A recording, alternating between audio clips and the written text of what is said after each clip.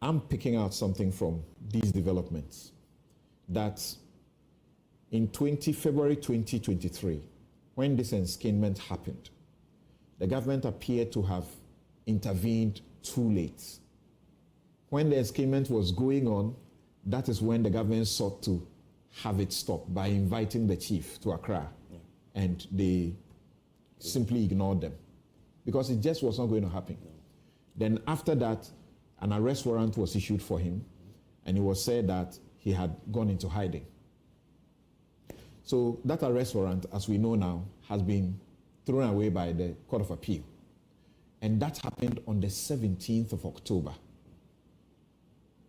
Why do you think there may have been some intelligence failure? Because from that date, the groups began to issue press statements indicating that he was returning to his palace. All right, thank you very much, and good morning. Good morning to my colleague here. So with regards to the narrative you've given, yes, I agree strongly that there was some sort of lapses with regards to intelligence, because then the conflict, decades-old conflict, which every stakeholder is aware of and knows of. Now, when you talk about the security services, right, even if it's not the current crop of, security couples or heads on this case, there is some sort of like notes that people come in and have read. So you would expect that there would have been a comprehensive intelligence strategy with regards to, one, monitoring events in Narelegu. Two, even after the failure to stop the process, what happened? You monitor the said Alhaji Seidu, his movements. Now that didn't happen. So when that didn't happen, then the information would be that he's gone into hiding, right? So that brings to a fundamental question: are we really on top of our intelligence apparatus? Now, that aside, you have the press conferences, as you rightly stated. How about monitoring those press conferences, picking up the sources, picking up individuals, and then interrogating them to know where Seidu is? We didn't do that. And I remember 15 February 2023, when the process started, I had the opportunity to speak on this platform, and then I mentioned that Seidu should not be allowed to enter Bawku, otherwise there'll be consequences. Now, the unfortunate has happened. He entered, and then we saw the aftermath. 3 days of, cacophonous shootings and disruptions in Bawku, thereabout. We have, a number of security services manning areas. How is it that Seidu came into Bawku unnoticed? There are a lot of questions that needs to be answered. I'm not sure we can say he went to Bawku unnoticed. On the same 17th of October, the Mamprugu Youth Association, Maya, they issued a press statement. Arrest warrant on Na Sherega Alhaji Seidu Bagri set aside by appeals court. So they stated a number of things, went back to what had happened earlier. They called what had happened about the Rambo style, with the military stormed Narelegu to effect the illegal warrant. And then they commended their people and kingmakers for being patient and following the legal processes to overturn the arrest warrant.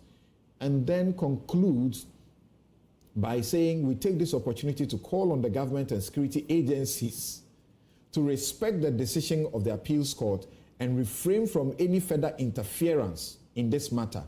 Any continued attempt to meddle will only exacerbate tensions and undermine the integrity of our democratic and legal institutions. They urge all to accept the ruling peacefully. We encourage any aggrieved party to seek legal redress through appropriate channels, just as we have done. Violence or any other form of disruption will only worsen the situation, and so on and so forth.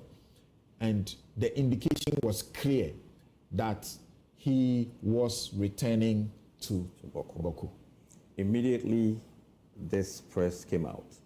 What should our intelligence and security agencies, what should they have done? You monitor the situation, if need be.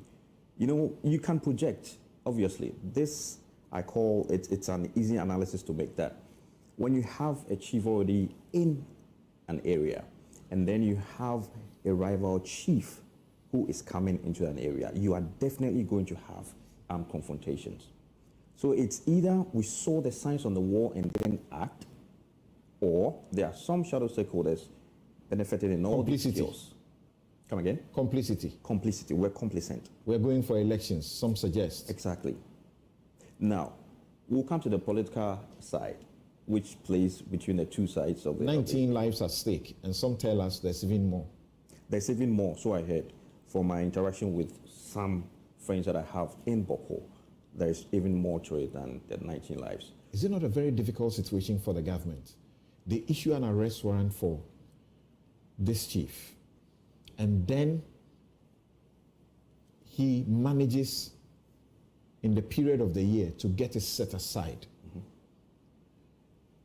It's a court of competent jurisdiction, the Court of Appeal, that set it aside and said the reason they set it aside was that the warrant was issued wrongly. The law requires that the arrest warrant must be issued by a magistrate of a district court. But this was issued and signed by a commissioner for oath and dealt with at the High Court. And the Court of Appeal was very plain that the processes were completely wrong. So the arrest warrant was a nullity. So it's on technical grounds. That's why they set it aside. Yeah, right. Now, going into, I'm not a lawyer, but from your explanation, then how about we do the right thing for the sake of peace? Okay? Now, for the sake of peace, well-meaning Ghanaians and we analysts, researchers would agree that Alhaji Seidu needs to come out of Bawku, first of all. So then we can now move forward and then talk about resolving the other. So when the Court of Appeal set the arrest warrant aside, the government should have now done it properly. My take. And then rearrested, sought to rearrest him. Sought to rearrest him. Now, if the arrest is going to create a problem, it definitely will create a problem. You know that. Exactly. Now, we are in election time. And the community or the town, mm-hmm. the place, the region, sort of, is divided into two. There is the MPP and there's the NDC. Exactly. And one group is perceived to be MPP, and that group is shocked that their government mm-hmm. is doing this to them. Exactly. So now, that's why I talk about the political aspect. Now, knowing very well it's an election year, and you wouldn't want to lose elections, so you play it safe. Safe by that I mean, issuing another arrest warrant would mean that your people will not vote for you. You can't risk that. You understand? Now, when the Bawku Naba places an embargo on the activities, affecting the NPP side, that also causes or has a cause for concern with regards to who wins and who loses in that aspect. But in all, if you were the government, you would be very careful with regards to, touching Seidu or even issuing an arrest warrant. But what are we actually hoping to achieve? Peace in Bawku. So for the right thing to be done, let's get him out of the area, first of all, for calm to be restored. And now we can proceed on where we stopped at. Well, they insist that that is his home. You can't, what are you trying to do? That's his home. He was born, bred there, his fathers, forefathers lived there. And in any case, they insist that he has every right to ascend to that throne, that skin.